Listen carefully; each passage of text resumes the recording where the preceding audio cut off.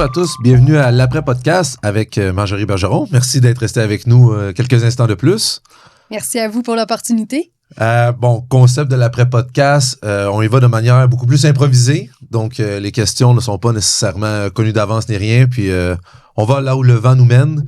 Ça se peut même qu'on s'amuse à réimaginer le monde. Comment tu disais ça avec une baguette magique? Oui, imaginez-vous, vous avez une baguette magique, vous pouvez changer le monde. Qu'est-ce que vous faites? Oui, puis je trouve que c'est bien parce que ça introduit ce que je voulais jaser un peu, ce que tu nous as parlé des obligations. Tu as eu l'opportunité de travailler aux administrations fiscales, au privé, de travailler avec des entrepreneurs. Tu as un background en droit, tu as fait un 3e cycle au niveau de la politique fiscale. Tu as pu participer à l'élaboration des lois. Si demain matin, je prends ma baguette magique et je te dis que tu as le pouvoir de modifier, retirer, ajouter un article de loi ou quelque chose dans la loi fiscale, une mesure dans la loi fiscale, quelle serait-elle? Dans la mesure où nul n'est censé ignorer la loi, je ferais en sorte que le proverbe puisse devenir obligatoire. Donc, le problème avec la loi fiscale, ce n'est pas son caractère complexe, ni le fait qu'elle soit compliquée, mais c'est le fait qu'elle soit inconnue. Et si j'avais le pouvoir, une baguette magique pour améliorer notre système fiscal québécois, canadien, ça serait de le rendre obligatoire.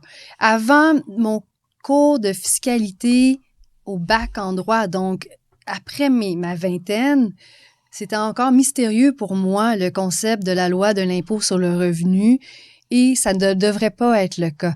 Donc, je pense sérieusement que la plus belle amélioration qu'on pourrait faire dans notre système fiscal, c'est de le rendre obligatoire pour que les gens puissent le connaître et en être mieux informés. Parce que là, tu es en train de me dire que tu voudrais que les enfants payent de l'impôt et fassent des déclarations de revenus? Exactement. Non, fait je pense que tu veux plus dire au niveau de la littératie, qu'on devrait l'enseigner plutôt le plus tôt possible. L'enseigner, oui. Quand plus tôt possible? C'est une excellente question, ça aussi. Il y a des études qui ont été faites en Europe, dans quelques universités européennes, où les personnes, les enfants ont accès à des cours de fiscalité, mais à partir du primaire. Puis il y a d'autres pays où c'est plus à partir, mettons, d'âge secondaire, parce que c'est pas le même parcours académique, mais en termes d'âge, là, il y en a que c'est beaucoup plus jeune, puis il y en a que c'est plus dans, mettons, la préadolescence. Dans les recherches universitaires, ils mentionnaient pas la distinction. Donc, il y avait pas ils mentionnaient pas de plus-value entre ceux qui le savaient de plus, dans celle que j'ai lue, là, de plus-value dans les enfants qui le savaient depuis très jeunes versus ceux qui l'apprenaient à la préadolescence. OK. Parce que, et ça devrait être enseigné, je vais poser la question, par les parents ou par le système d'éducation? Ou j'y vais très pointu, puis je sais que les questions, tu ne les as pas, fait que je te lance les questions. Puis on pourra lancer aussi le débat, Jerry. Qu'est-ce que toi, t'en penses aussi? Est-ce que ça devrait être... selon toi, t'as la baguette magique, tu peux décider, t'es rendu ministre des Finances, ministre du Revenu et également ministre de l'Éducation. Tu travailles fort. Donc, tu peux tout contrôler ce que tu veux. Tu mets ça au primaire ou au secondaire? Je le mets partout. Garderie. Garderie, non, peut-être pas garderie, mais je le mets fin primaire. Okay. Parce que je pense que les enfants, vers la fin du primaire, commencent à avoir... ils savent lire, ils savent écrire, puis ils commencent à vouloir manipuler l'argent, mais ils commencent à comprendre un peu le concept de l'argent. Puis, au Québec, on a la chance d'être dans un État où il y a une redistribution de richesse. Et cette redistribution de richesse-là, elle n'est pas magique. Elle vient pas de... Donc, il y a quelqu'un quelque part qui travaille fort, qui prend son argent volontairement, parce qu'on est dans un système de autodivulgation, donc en autodéclaration, qui prend son argent et qui l'envoie au gouvernement pour payer l'école, pour payer tout ce qu'on a accès dans notre société.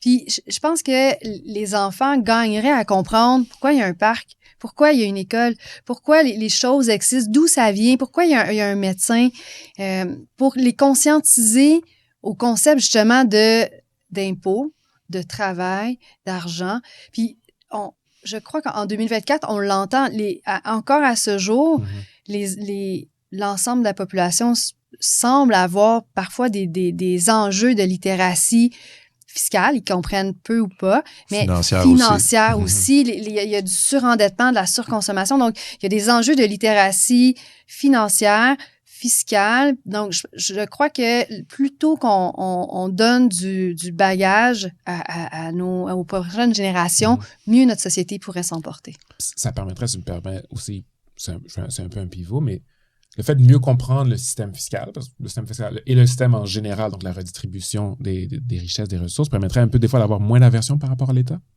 Oui, définitivement. Comprendre un peu mieux la mécanique du système, parce qu'il y a beaucoup d'aversion, mais des fois l'aversion, j'ai l'impression qu'elle est moins informée.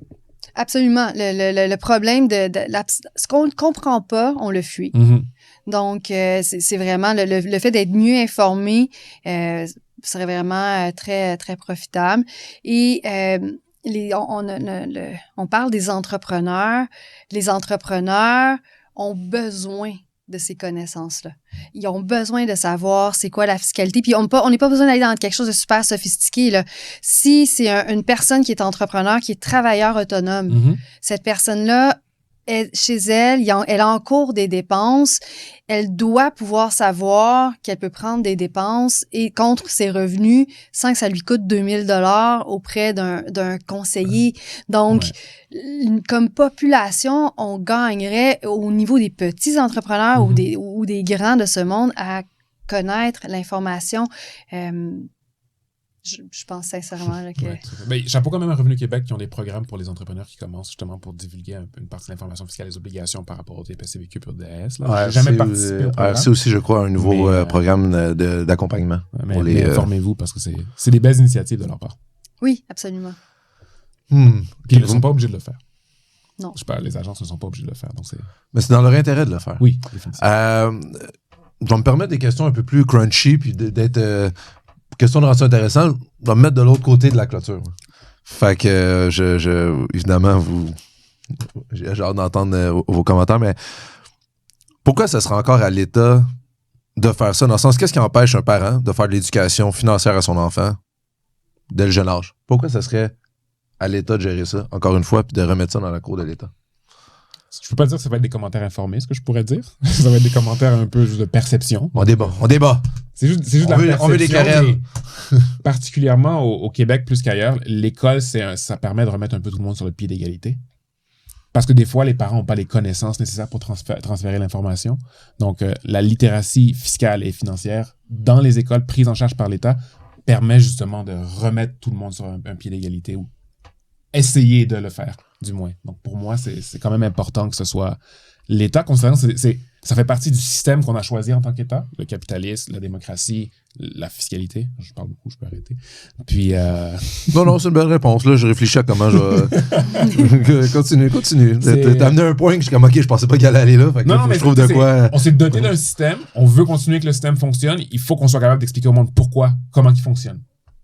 Puis, malheureusement, certains parents ne sont pas en mesure de le faire. L'école, c'est une place de choix pour pouvoir le faire. Ouais, c'est pas pire comme argument. Un peu comme quand on est sensiblement du même âge, mais on a tous, les personnes de 40 ans, fermé l'eau à nos parents qui se brossaient les dents. Parce qu'on a appris à l'école l'importance de la gestion des ressources comme de l'eau. Donc, pour faire du pouce, pour prendre ton expression sur ce que tu mentionnes, l'école permet vraiment d'apporter de l'information générale à tous. OK. Et maintenant, là, c'est facile de dire on va faire ça dans la littératie. Parfait. On va mettre encore de la pression sur nos pauvres professeurs du primaire et du secondaire. Ça peut être un texte en français, puis ça peut être par l'entremise d'un texte en français à lire. Je veux dire, ça peut être justement, c'est là que je m'en vais. Si on y va dans le plus concret, parce que c'est facile de dire, même dans l'autre podcast, je disais tout le temps l'exemple à mes étudiants, je leur dis, ben écoute, tu trouves que la loi est compliquée? Comment tu l'aurais rédigée, toi? Fait que, parfait, vous proposez ça. Ce serait quoi votre cursus? Parce qu'on s'entend qu'on parle à des jeunes du primaire qui ne feront pas de déclaration de revenus avant 10-12 ans plus tard.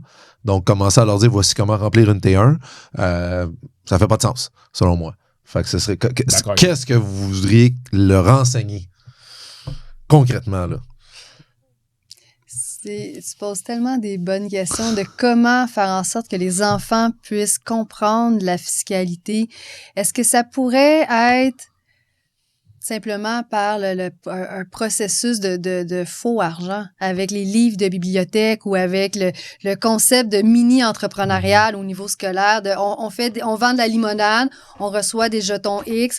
Ce bien collectif-là de jetons permet d'acheter un livre qui va servir à la communauté. Donc, ça fait en sorte que ça montre... Je suis pas sûre que j'aime mon idée en même temps que je la dis. C'est ça la beauté d'aller avec les questions. Ça peut être par l'entremise, vraiment. Tu sais, on enseigne les mathématiques. Enseigner les mathématiques dans un monde concret permet de rattacher un peu à une réalité. Tu sais, pourquoi est-ce que j'apprends des maths? Je me suis posé la question quand même quand j'étais jeune. Pourquoi est-ce que j'apprends autant de maths que ça? Ben pour savoir que A à la 2 plus B à la 2 égale C à la 2. Oui, ça, malheureusement, je suis pas devenu architecte. Fait que c'est pas le théorème de Pythagore, je l'utilise pas vraiment dans la vie. Mais malgré tout, le fait justement de pouvoir manipuler des fois de l'algèbre, ça s'intègre bien à un problème dans un contexte de fiscalité. Ah, c'est rare que j'utilise l'algèbre en fiscalité. Mais je le fais dans ma tête. Et si on quitte le primaire, sous toute réserve, les cours d'économie ne sont plus obligatoires. Tout à fait. C'est vrai que moi, j'ai eu des cours d'économie. Au secondaire. La base de les cours d'économie ne sont plus obligatoires pour bonne et valable considération. Est-ce que de remettre en place les cours d'économie, et là, d'y aller sur économie financière, fiscale, d'élargir le concept de l'économie. On enlève quoi comme cours pour laisser la place à ces cours-là? Très bonne question. Je ne sais pas si nécessairement j'enlèverais un cours. Puis là, je vais avoir une baguette magique. Là. Oui, parce que là, ça veut dire que les syndicats chialent pas puis que tu n'as rajouté rallonger les journées d'école. Il y aurait plus de profs, moins d'étudiants par classe. Parce que là, ça fonctionne pas parce qu'on a... Oh, là, t'es dans un autre monde. Dans un livre, là, t'as une méchante baguette, là. Ma baguette, elle était infinie, c'est le concept. Puis ça leur permettrait d'enseigner probablement plus efficacement. Il y a probablement un manque d'efficacité en ce moment dans l'éducation. OK, fait qu'on laisse ça tel quel, mais certains cours vont être mieux enseignés en ayant des plus petites classes, donc ça nous libère du temps pour avoir un cours complet d'économie. Plus d'informations transmises. À date, t'étais concret, mais là, je pense que tu viens de... Ah, mais c'est une baguette magique. Oui, là, on va y aller, on essaie d'être un peu plus concret. Marjorie, aurais-tu une autre idée? Mais en fait, on pourrait définitivement s'inspirer des pays européens.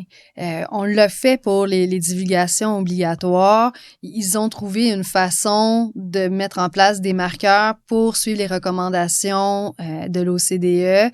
Pourquoi est-ce que le Canada pourrait pas s'inspirer des mesures d'éducation de quelques pays européens qui le mettent en place?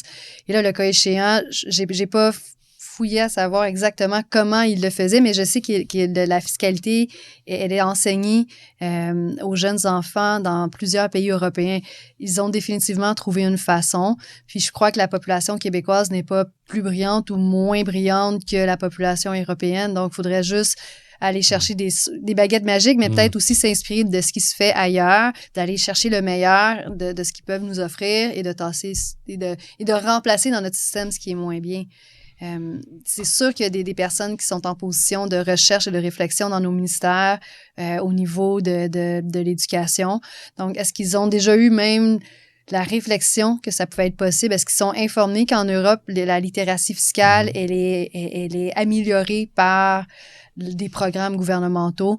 Ça me semble tellement être en vase clos entre les différents. Puis là, j'ai l'impression que notre gouvernement est parfois en vase clos. Chacun gère ses propres ministères. C'est en silo, définitivement. Est-ce que le ministère de l'Éducation sait que la fiscalité pourrait être un apport extrêmement important pour notre population? Peut-être pas. Est-ce qu'ils savent qu'il y a des études qui ont été faites sur le sujet de fiscalité et d'éducation en Europe? On le sait pas. On le sait pas, mais peut-être que non, parce que manifestement, c'est pas enseigné dans nos écoles. Donc, tu sais, moi, je passerais par des études comparatives de ce qui a été fait ailleurs, puis je le mettrais en place au même titre qu'on l'a fait pour les obligations. Puis, quand vous dites on va enseigner la fiscalité, c'est large, la fiscalité. Comme je dis, enseigner à faire des déclarations de revenus à des kids de 12 ans, je dis, ça sert, selon moi, ça sert à rien parce que, ils n'ont pas l'intérêt de faire des T1, puis puis là, ça c'était ma deuxième question, ça va être comment intéresser les jeunes. Mais quelle fiscalité vous voulez leur enseigner? Est-ce que vous voulez que ce soit les administrations fiscales qui leur enseignent? Qui vont les brainwash en étant tout le monde est des méchants, puis faut décider où ça va être dans le privé, que là, à l'inverse, on va dire non, regarde, le gouvernement essaie de nous avoir, fait que voici les planifications agressives. Qu'est-ce qui serait, grosso modo, là, les thèmes ou certaines matières que vous aimeriez qu'ils soient abordées? Parce que juste la fiscalité, je trouve ça large. J'aimerais que vous soyez un petit peu plus précis. J'irais avec dans le fond, si on est vraiment des jeunes enfants, mettons primaire, fin primaire, secondaire. J'irais pas avec des déclarations d'impôts au niveau des formulaires. Je crois que ce serait probablement pas une bonne façon de les intéresser. Je pense qu'il y a même plusieurs comptables au bac qui ne sont pas intéressés par le sujet, sous toute réserve. Donc, je le confirme. J'irais pas du tout dans cette ligne-là. J'irais très dans le théorique, un peu comme on apprend l'histoire ou on apprend l'économie. Qu'est-ce qui est important de savoir comme société? Il semble avoir encore à ce jour un problème d'argent au noir au Québec. Il y a quand même une culture, je sais pas, avec les services, avec parfois les travailleurs autonomes. Donc, on se retrouve avec un bon bassin de personnes qui sont employés, qui payent beaucoup d'impôts. Puis là, dès qu'ils veulent avoir un service dans certains domaines, je vais te le faire, mais paie-moi comptant. Puis là, les employés n'ont jamais d'argent comptant. Donc, il y a encore une culture. Donc, dans le fond, puis ça, c'est une culture qui nuit à notre société parce qu'on veut redistribuer nos richesses. Nous, comme société, on veut que notre eau soit gratuite.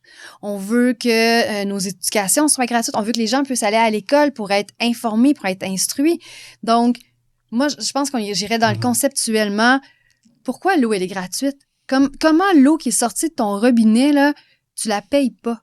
Ben là, je dois te dire que peut-être qu'il y a se payer quelques endroits, mais pourquoi est-ce que les routes se font déneiger? Comment tu t'es rendu à l'école ce matin? Tu sais, dans le fond... Sur les routes, je n'irais pas là parce qu'on pourrait quand même critiquer un petit peu. OK, donc on n'a pas d'eau, on n'a pas de route. Non, les hauts, on les paye direct. Ça va pas bien. L'éducation, t'es professeur. S'il vous plaît. Restons sur les grands thèmes. Malgré tout, c'est le concept de... Si on partage cette charge-là, étatique, on va en payer tous moins. Je sais, mais là je pense que vous vous éloignez de ma question. Ma question, c'est quels seraient les thèmes que vous voudriez qu'ils soient enseignés? La redistribution. La redistribution. Le concept de redistribution de richesse dans une société, définitivement. Juste les grandes lignes de comment ça fonctionne. Que des personnes travaillent, paient des impôts, que quelqu'un quelque part le gère. Puis là, on pourrait commenter la gestion, mais ça, c'est un autre débat. Et que là, les sous-gérés sont redistribués. Juste ça, pour conscientiser, au même titre que quand on était enfant, on fermait le robinet à nos parents quand ils se brossaient les dents parce qu'ils gaspillaient l'eau du fleuve Saint-Laurent. Mais là, la même chose se passerait auprès des enfants qui diraient à leurs parents, non, tu sais, ça prend une facture. Donc, au lieu que ça soit le gouvernement qui se batte, que ça soit les citoyens qui se battent pour leur propre société. Je vais faire quelqu'un qui veut lancer de la polémique. Fait que là, vous voulez qu'on brainwash nos enfants, ce qu'ils nous disent de prendre des factures pour le gouvernement, puis etc. Oui. Mais je pense que comme société, tu sais, puis on est 3 fiscalistes, donc on gagne notre vie dans l'optimisation de la fiscalité. Mais il y a des choses qui peuvent pas être optimisées. À un moment donné, tu as un salaire. Économise pour prendre des REER. Comme ça, tu vas avoir un évitement de ton impôt parce que tu vas avoir de l'économie. Mais juste... compris. Mais juste cette phrase-là que je viens de dire, les gens ne la comprennent pas. Non, puis tout le monde a tout le temps la présomption que les REER, elles disent quand tu retires tes REER, tu te fais 2 fois plus imposer. T'es comme non, pas du tout. Donc, il y a un contexte. Ouais. C'est que tu n'as pas ressorti tes REER de la bonne manière. Mais tu sais, est-ce qu'on devrait enseigner à un enfant au secondaire des REER? Peut-être qu'il faudrait le concept de la première paye, juste de savoir tu as reçu de l'argent, tu dois économiser, tu n'es pas supposé, en principe, là, on rentre dans les jugements de valeur, mais tu n'es pas supposé dépenser 100% de ce que tu as et tu as des mécanismes fiscaux qui ont été mis en place pour t'aider. Puis là, j'entends Marjorie, il y a le CIAP, donc... Puis là, j'entends, mais Marjorie, tout le monde est à côté à la gorge, il y a une inflation, tout coûte cher, et etc. Raison de plus pour donner comme sujet la gestion des avoirs financiers, que les gens puissent mieux gérer leurs sous. Mais au-delà de la gestion, même comprendre la paye. Il y a beaucoup de monde qui aujourd'hui, ont notre âge, les déductions à la source. L'impôt prélevé directement sur la paye. Ouais. C'est des concepts qui sont mal compris. Puis pourquoi? Je pose une question, puis là, vous n'avez pas le temps de faire vos recherches. Fait que je pense pas que vous allez... Si vous êtes en mesure de me répondre, je vais être très heureux. Auriez-vous si un parent veut enseigner à son enfant les premiers steps de l'éducation. Je vais dire l'éducation financière et fiscale, parce que juste fiscale, je pense que ça suffit pas. L'éducation financière, comment fonctionne. Puis je vais me permettre de répondre aux questions que je vous ai posées. J'y ai déjà pensé. Tu sais, justement, avec ma baguette magique, de dire, OK, demain, je suis ministère de l'Éducation, puis qu'est-ce que j'apprendrais? Et j'ai eu l'opportunité, j'allais à l'école publique au secondaire, j'avais un cours d'économie financière. Ouais. Et j'ai adoré ce cours. Et il y a beaucoup de concepts qu'on voyait, que ce soit de trouver un point mort ou ton coût de rentabilité dans un projet, le fonctionnement d'une carte de crédit, les bases de l'économie, l'offre et la demande. On voyait un petit peu taux d'intérêt composé. On voyait un petit peu la base fiscale. Puis souvent, j'entends les gens critiquer et je me dis, ben, si en 2005, ce cours-là existait, là, ils l'ont plus rendu obligatoire parce que je pense que c'est un gros problème.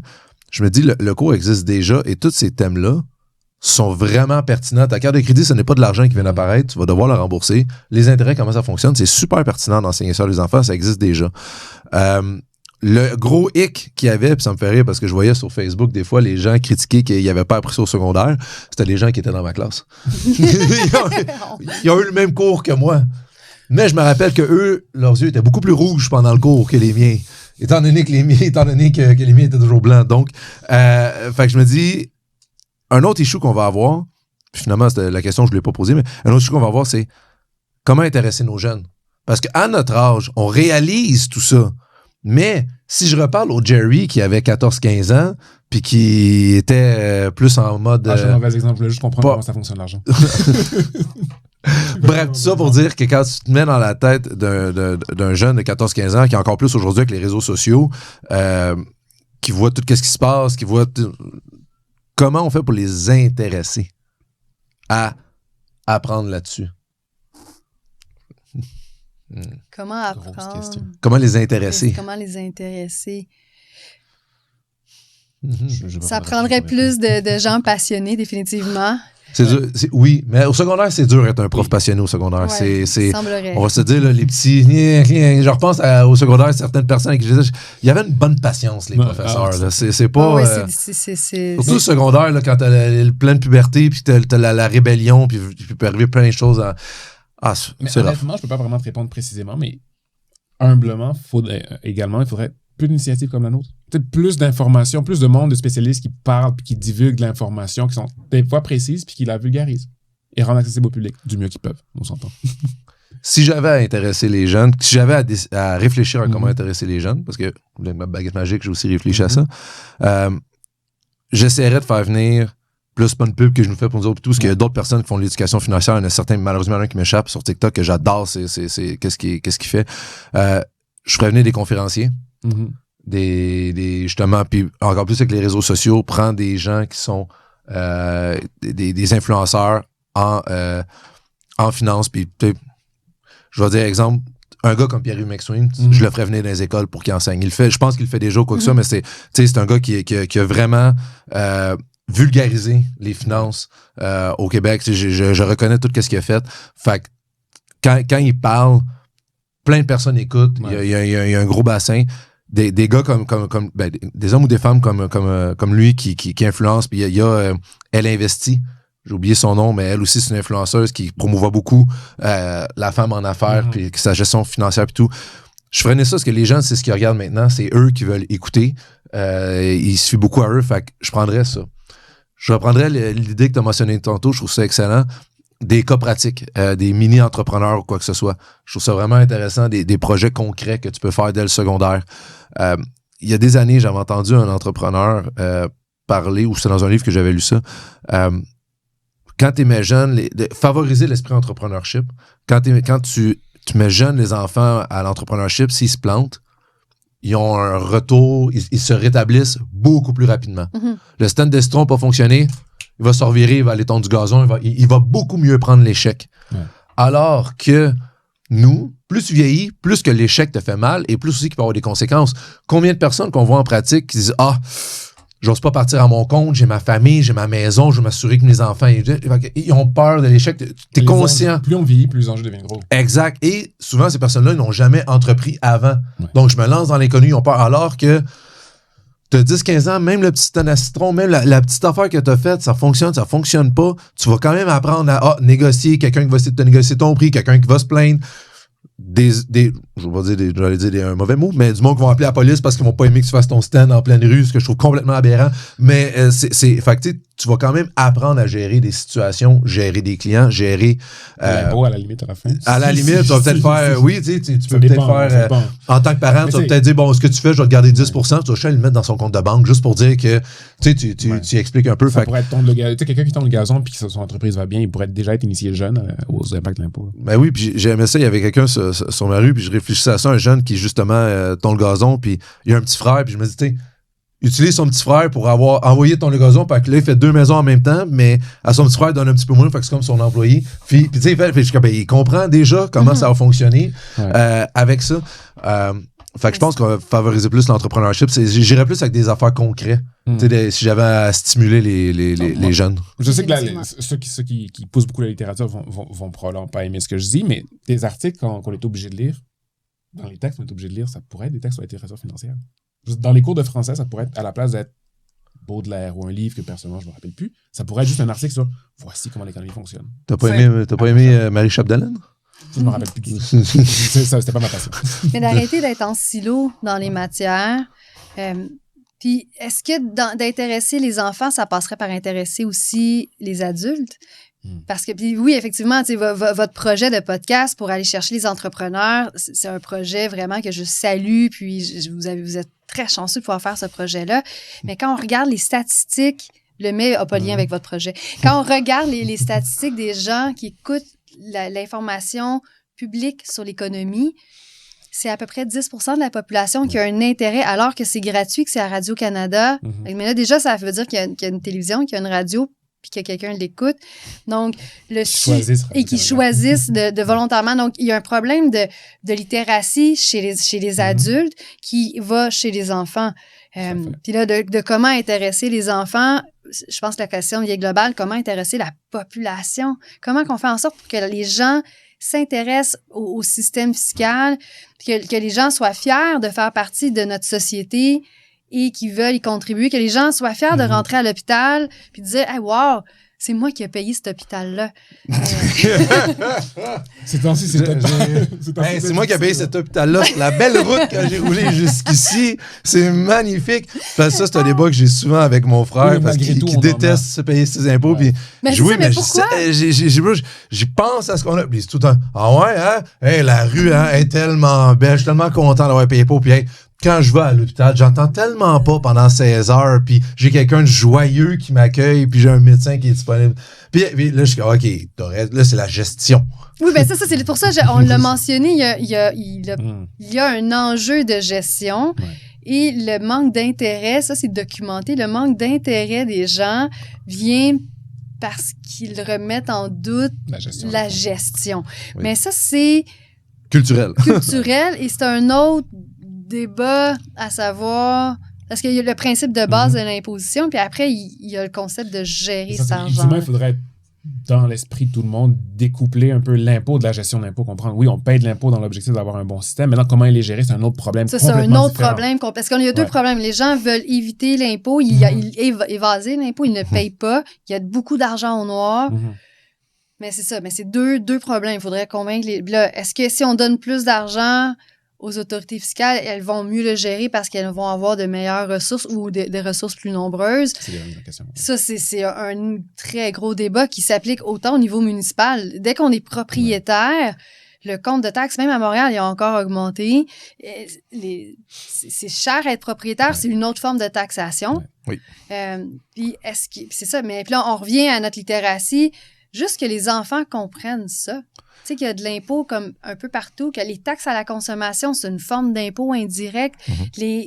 En Europe, ils donnent des cours pour que les gens comprennent la différence entre les taxes et les impôts. Je suis pas certaine que beaucoup de personnes qui jeunes sachent ça. Puis l'autre chose aussi, on parlait beaucoup d'entrepreneurship, comment favoriser, mais je crois aussi qu'on devrait, ça c'est bizarre, on n'en parle pas beaucoup, valoriser aussi d'être employé ou d'être, je veux dire, locataire. Tu sais, quand on parle d'immobilier. Parce que ce qu'on entend sur les réseaux sociaux, c'est Si t'as 20 ans et t'as pas ta BMW ou t'as pas ta Ferrari, c'est à cause de tes fainéants, puis je trouve ça complètement aberrant. Puis on dit, on devrait être plus entrepreneur, etc. Malheureusement, culturellement au Québec, on a une tendance à démolir ou rabaisser les entrepreneurs qui ont du succès. Luc Poirier en parlait un peu de dès que tu montes ta richesse, quoi que ce soit, le monde absolument. Dès que tu as quelqu'un qui est un entrepreneur qui a réussi, la première chose qu'on dit, le premier réflexe, sûrement un crosseur. Il a sûrement fraudé quelqu'un, quoi que ce soit, parce que les personnes ne conçoivent pas que tu peux avoir été un entrepreneur successful, puis pas nécessairement. Que ça veut pas dire que t'as fraudé quoi que ce soit ou que ça veut pas dire que t'as rien. Ça, c'est quelque chose culturel qu'il faudrait changer, puis avec la littératie, puis avec les cours, on pourrait. Autre chose, c'est pas tout le monde aussi qui est fait pour être entrepreneur. Je pense que donner ça à des jeunes, puis leur dire voici ce qu'est l'entrepreneurship, et tout, ça permettrait aussi aux jeunes de se connaître et de dire, ben, c'est pas vrai que c'est fait pour tout le monde d'être entrepreneur. Il y en a qui sont très bien, puis moi, j'avais un de mes amis qui s'était lancé dans l'entrepreneurship avec d'autres gars, il s'était lancé une business. Il est maintenant employé, puis c'est une des meilleures décisions qu'il a prises. Il dit, je ne veux pas être... J'ai vu c'était quoi, gérer des employés, avoir des deadlines, gérer des professionnels, gérer des clients, gérer des fournisseurs. C'est pas pour moi. J'haïs ça. Moi, j'aime ça voyager puis le quitte. Je suis bien employé, j'ai mes vacances, je suis locataire, fait que je peux aller quand je veux. J'ai pas de problème de maison qui est X, Y, Z. Il y a des avantages à être employé, il y a des avantages à être locataire. Puis ça, je pense aussi que c'est pas quelque chose qui est très discuté, puis je pense que ça pourrait rentrer dans l'éducation financière puis le statut des personnes. Dernier sujet par rapport à ça. Dernière question. Dans le milieu professionnel, j'ai fait aucune étude, c'est ma perception. Il y a beaucoup, c'est majoritairement masculin quand on regarde les boss de firmes, etc. au niveau professionnel. Il y a beaucoup, je le vois dans mes cours, majoritairement des femmes qui s'inscrivent dans le milieu professionnel, CPA, avocate, fiscaliste. Fait qu'il y a vraiment, comment je pourrais dire, un gros push, même au niveau des entrepreneurs, de l'entrepreneuriat féminin. Moi, on dirait que ça bloque à un certain niveau. Je sais pas si tu es à l'aise de parler de ça ou si tu as cette perception-là ou si toi, tu le vois pas tant que ça. C'est-tu quelque chose que tu seras à l'aise de discuter ou dans un prochain podcast? Ben, on peut en parler un peu. À moins d'être aveugle ou de fermer volontairement ses yeux, ça se voit. Autant dans les grands cabinets que dans les grandes entreprises, effectivement, les têtes dirigeantes sont majoritairement masculines, malgré que depuis récemment, il y a beaucoup de femmes en fiscalité, beaucoup de femmes à l'école, mais je crois qu'on le voit aussi dans beaucoup de programmes. De façon générale, la scolarisation vise plus un public féminin. Oui. Mais en 2024, il y a encore un problème de conciliation travail-famille. Le rôle culturel, du moins dans l'environnement que je connais ici, l'environnement québécois, donne encore beaucoup plus de place à la femme dans l'éducation. Puis ça fait en sorte que je crois que la conciliation de travail-famille peut être un frein par rapport à la place de la femme dans des postes qui demandent plus de temps, plus d'investissement, plus de stress. Donc, la gestion d'une famille en soi, puis là, je le mentionne, je n'ai pas d'enfant, donc je salue toutes celles qui le font et qui réussissent avec brio à faire tout ce qu'ils peuvent, mais ça prend du temps. Et je crois que cette conciliation-là, elle est problématique quand on arrive dans des fonctions qui, elles, demandent aussi du temps. Puis malheureusement, on ne peut pas se cloner. Il y a 24 heures. Il y a 24 heures. Donc, je pense que culturellement, il y a des enjeux à faire pour que le plafond de verre, les fameux postes en très haute direction, soit en cabinet ou soit en institution ou en entreprise, puissent être percés. Est-ce que ça remet en question le fait de travailler autant? T'sais, est-ce que, même pour les personnes qui sont déjà en place, si jamais c'est des hommes, est-ce que c'est plus sain pour un homme de travailler autant d'heures? Ça, c'est une autre question. Mais je pense qu'il y a un enjeu de conciliation pour répondre à ta question. T'avais-tu autre chose? Moi, sinon, ça... Merci d'avoir aussi répondu à les deux. Les deux, en fait, je tiens à vous remercier parce que mes questions... vous n'étiez pas au courant du tout de mes questions. Fait que je vous prenais à chaud, à froid. De cours. Et bref, vous avez super bien répondu. Merci beaucoup. Merci à toi. Merci à toi. Et bien, merci à la maison. Vous pouvez être surtout dans votre char. Fait que merci à tous pour votre temps. Et comme à chaque fois, on vous dit à la prochaine fois. Merci.